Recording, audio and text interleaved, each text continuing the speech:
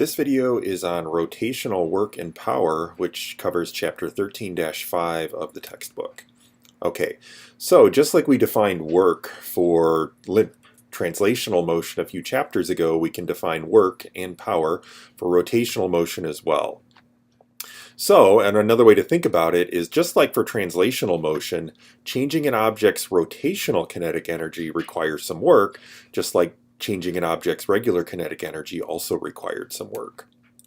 Now, and the easiest way to think about this, if you think about how we calculated work before, well, for changing forces, we had to do an integral of a force over a displacement. So now in rotations, well, the analogous thing to the force is the torque, and the analogous things to the displacement is the angular displacement. So we need to do an integral from some initial angular position to some final angular position of the torque times d theta. Now, so then you can define the work kinetic energy theorem for rotational motion.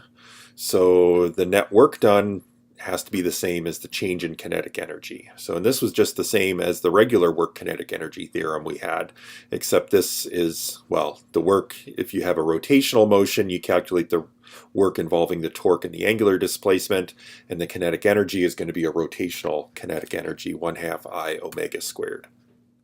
Now, and just like we defined power before, we can define power for rotational motion. So it's the derivative of the work with respect to time. And if you do some algebra, you can show that this has to be the torque times d theta dt, which is the torque times the angular speed omega.